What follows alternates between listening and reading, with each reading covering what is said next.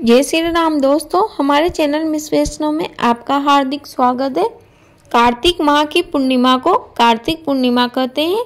इसे त्रिपुरारी पूर्णिमा भी कहा जाता है।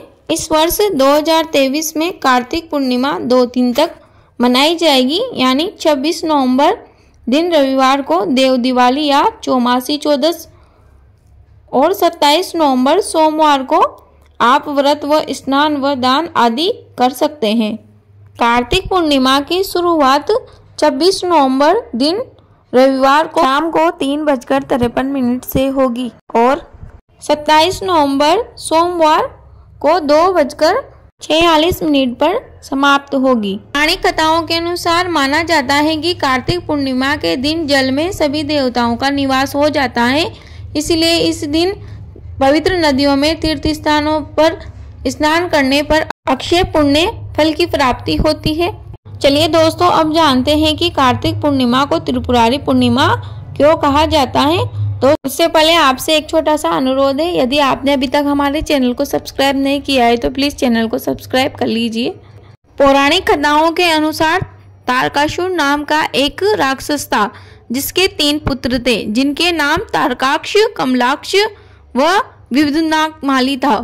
तारकासुर का अत्याचार बहुत बढ़ गया था, इसीलिए भगवान शिव के पुत्र कार्तिकेय जी ने तारकासुर का वध कर दिया था। जिसके बाद तारकासुर के 3 राक्षस पुत्र बहुत दुखी थे। वह देवताओं से अपने पिता तारकासुर की मृत्यु का बदला लेना चाहते थे, इसलिए उन 3 भाइयों ने मिलकर भगवान ब्रह्मा जी की घोर तपस्या की। उनकी तपस्या से प्रसन्न हो ब्रह्मा जी ने उन्हें वरदान मांगने को कहा। उन तीनों ने ब्रह्मा जी से अमर होने का वरदान मांगा, लेकिन ब्रह्मा जी ने उन तीनों से कहा कि ऐसा तो संभव नहीं है, इसके अलावा कुछ और अलग वरदान मांग लो।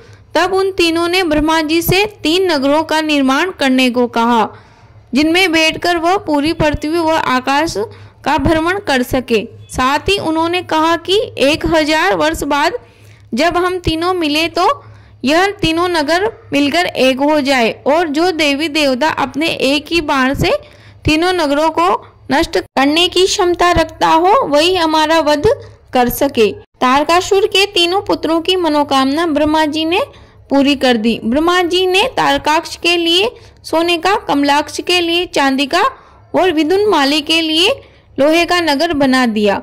वरदान प्राप्त करने के बाद उन तीनों ने चारों ओर आतंक मचा दिया। स्वर्ग पर भी अधिकार स्थापित करने की कोशिश की, जिससे दुखी होकर इंद्रदेव बहुत भयभीत हो गया और वह भगवान शिव के पास जा पहुंचा। इंद्रदेव की बात सुन महादेव जी ने एक दिव्य रथ का निर्माण किया और एक बाण में 3 नगरों को नष्ट किया और उन 3 राक्षसों का वध किया। वह तीनों भाई 3 नगरों के राक्षस होने के कारण उन्हें त्रिपुरासुर कहा गया और इन त्रिपुरासुरों का वध करने के कारण ही भगवान शिव त्रिपुरारी कहलाए। धार्मिक मान्यता के अनुसार सभी देवी देवता कार्तिक पूर्णिमा के दिन शिव जी की नगरी काशी में गंगा नदी पर स्नान करने के लिए आते हैं। वह दीपदान इत्यादि करते हैं। इसी कारण इस दिन को देव दिवाली भी कहा जाता है। हिंदुओं के साथ ही सिख धर्म के लोगों के लिए भी कार्तिक पूर्णिमा का अत्यंत महत्व है। सिखों के पहले गुरु नानक देव जी का जन्म भी कार्तिक पूर्णिमा के दिन ही हुआ था, इसीलिए कार्तिक पूर्णिमा के दिन गुरु नानक जयंती भी मनाई जाती है। इस दिन सिख संप्रदाय के अनुयायी सुबह स्नान करने के बाद गुरुद्वारे जाते हैं और गुरुवाणी सुनते हैं। नानक जी के बताए हुए रास्ते पर चलने की सौगंध खाते हैं और इसे गुरु पर्व भी कहा जाता है। कार्तिक पूर्णिमा के दिन क्षीर सागर दान का अत्यंत महत्व है। क्षीर सागर का दान 24 उंगल के बर्तन में दूध भरकर सोने या चांदी की मछली छोड़कर किया जाता है। ऐसा भी माना जाता है कि इस दिन कर्तिका में भगवान शिव के दर्शन करने से 7 जन्म तक व्यक्ति ज्ञानी व धनवान होता है।